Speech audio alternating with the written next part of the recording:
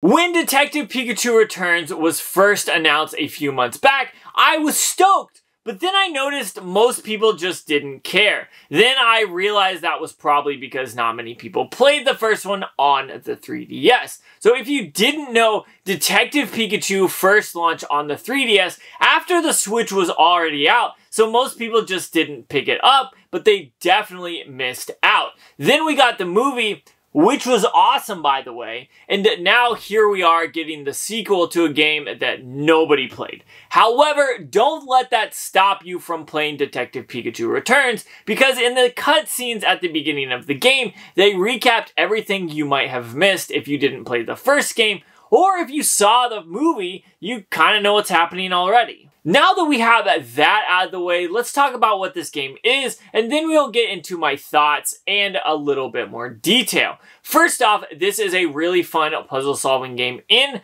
the world of Pokemon. Basically, you and your Pikachu, who talks, by the way, in case you missed that, go around town solving cases and helping people, as well as Pokemon out along the way. Think of this game as a visual novel with some free-range ability.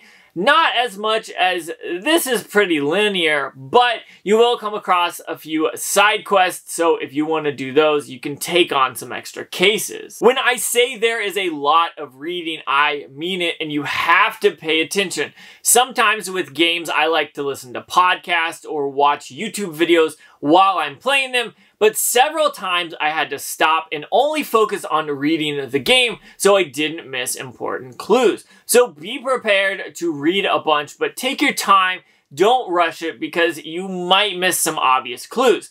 The good thing, however, if you do miss a clue, you can actually ask Pikachu for a hint or help, which is great for a younger audience. I don't think this game is hard in a sense, but Pikachu helping out is a great feature for younger kids or people having problems solving a case. One thing that the sequel does much better than the first game is the detective notebook, which is great at keeping track of what I've found and what I need to find. Sometimes you can use the notebook to solve the problem early before finding all the clues, because some of them are just misdirections, but overall the notebook is a great way for me to stay on track while playing this game, and it's actually really good at helping. As far as the graphics go, they aren't the best for the Nintendo Switch, however they are way better than any Pokemon game we've seen recently.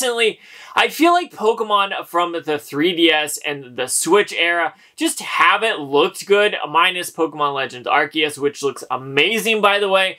But overall, comparing Detective Pikachu Returns to the original on the 3DS, this Switch version looks much, much better. There's nothing here that's too taxing for the system either, so I didn't necessarily see any frame drops or anything like that in handheld mode, so I'm glad that this game looks so much better. My favorite thing still to this day is the fact that Detective Pikachu talks. At first it was a little weird, but now once you get used to it, it's totally awesome. If you get stuck or can't figure anything out, what you do is just go to Pikachu, talk to him a little bit, and he definitely points you in the right direction.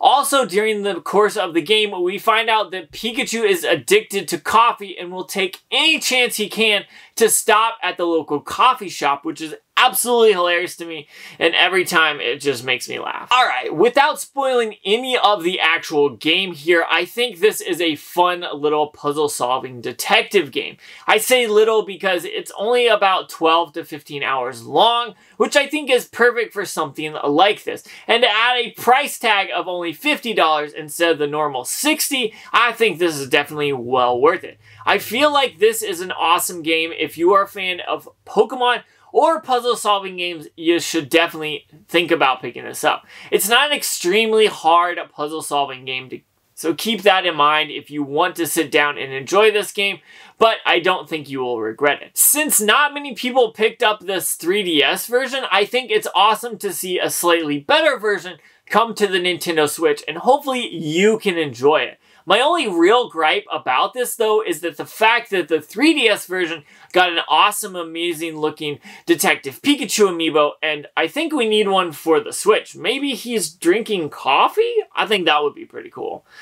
Enough about that though. I think this game is a fun one and definitely well worth picking up, but I'm gonna get out of here, so check out that video right there if you haven't seen it yet. But I still can't believe the first Detective Pikachu came out on the 3DS after the Switch came out. I don't know what that's about. Hopefully it comes to the Switch someday and you get to enjoy it. But enough about that. I'm getting out of here, so check that video out if you haven't seen it already.